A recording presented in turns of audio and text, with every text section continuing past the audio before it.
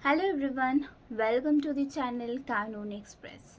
First, हम जो पहले वीडियो में एक बहुत ही अच्छा क्वेश्चन पुटअप किया गया है, मिस्टर श्रीमंतो घोष ने पुटअप किया गया है। रियली बहुत अच्छा सवाल है। मुझे खुद पढ़ के लगा नहीं आप समझ पा रहे कि हम जो पढ़ा रहे हैं और कहने की कोशिश कर रहे। तो यही तो हमें चाहिए कि आप लोगों के मन में अगर कोई भी डाउट हो, कोई भी क्वेश्चन हो, तो वो पुटअप करिए, पूछिए, मन में मत रखिए।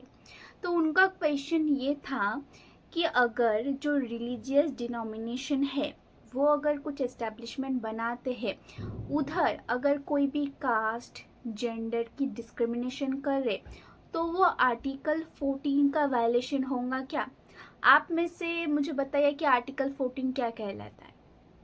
हाँ, तो ये क्वेश्चन का आंसर है कि देखिए, आर्टिकल 14 जो है वो सिर्फ स्टेट के एक्शन के ऊपर लागू होता है।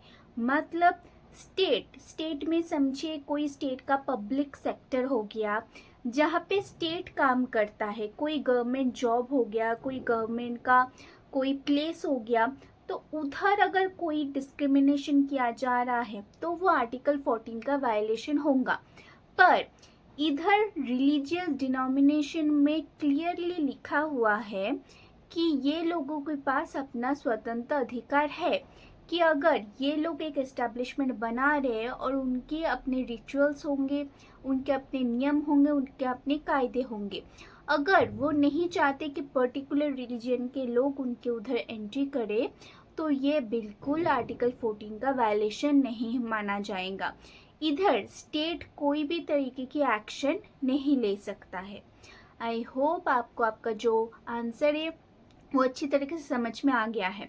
और सेकेंड बात है, आपने जेंडर की बात किया है, तो जेंडर की बात करते हुए Sabarimala temple is a very landmark judgment. मैं सारे लॉ स्टूडेंट को या फिर जो लॉ स्टूडेंट नहीं है उनको भी ये जो जजमेंट है गो थ्रू करने के लिए कहूँगी। अगर आप चाहते कि ये जजमेंट मैं पर्सनली बनाऊँ तो वो भी कमेंट में लिखिए। ये जजमेंट में ये हुआ था कि वुमेन्स को जो मेंस्ट्रुएटिंग एज में है उनको मंदिर में जाने के लिए बैन कर दिया गया है। और ये जो मंदिर होता है ये स्टेट फंड या फिर फंडिंग से बनता है, तो ये पब्लिक सेक्टर है, ये कोई भी प्राइवेट सेक्टर नहीं है। तो ये बहुत ही डिफरेंस समझने की बात है कि कौन सा पब्लिक सेक्टर है एंड कौन सा प्राइवेट सेक्टर है। तो पब्लिक सेक्टर में आप किसी भी तरीके की डिस्क्रिमिनेशन नहीं कर सकते।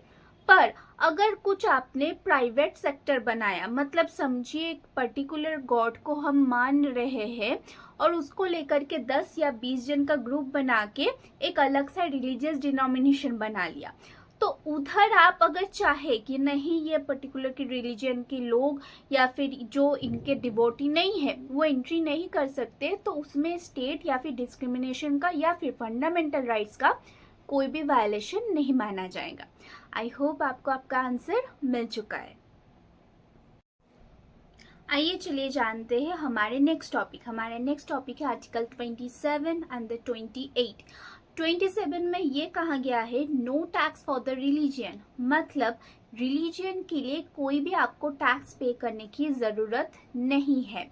अगर कोई भी मंदिर या मस्जिद या फिर चर्च इन जगह पे या फिर कोई भी इंस्टीट्यूट, कोई भी जैन टेम्पल हो गया, बहुत सारे रिलीजियस प्लेसेस है, उधर मेंटेन के लिए या फिर रिलीजियन का कोई प्रमोशन करने के लिए आपको कोई भी टैक्स देने की ज़रूरत नहीं है। गवर्नमेंट अगर आपसे टैक्स ले रहा है वो फिर सिर्फ और सिर्फ पब्लिक वेलफेयर के लिए, मतलब एडुकेशन अच्छा हो जाए, अच्छा रोड्स बन जाए, एडुकेशन सिस्टम अच्छा बन जाए। अगर गवर्नमेंट आपसे इसीलिए पैसा ले रहा है कि वो एक हिंदू टेम्पल बनाना चाहता है या फिर एक मस्जिद या फिर चर्च या फिर जैन टेम्पल, तो ये आर्टिकल 27 का वायलेशन माना जाएगा। ये आर्टिकल सिर्फ इसीलिए दिया गया है ताकि जो रिलीजियन है उसको स्टेट से अलग रखा जाए, एक सेक्युलर, एक डेमोक्रेसी बना रहे और अच्छे से सब कुछ मेंटेन हो। इसके लिए स्टेट और सेक्युलरिज्म को मेंटेन करने के लिए आर्टिकल 27 कॉन्स्टिट्यूशन में लाया गया। आइए चलिए जानते हैं हमारे नेक्स्ट आर्टिकल है आर्टिकल 28। जिसमें कोई भी एजुकेशन इंस्टीट्यूट जहाँ पे गवर्नमेंट ने फंडिंग करके वो स्कूल बा कॉलेज तैयार किया गया है। बेसिकली कोई भी गवर्नमेंट स्कूल या फिर कॉलेज में रिलीजियस रिलेटेड कोई भी टेक्स्ट या फिर रिलीजियस रिलेटेड कोई भी मतवाद प्रचार आप नहीं कर सकते या फिर टेक्स्ट भी नहीं पढ़ा सकते।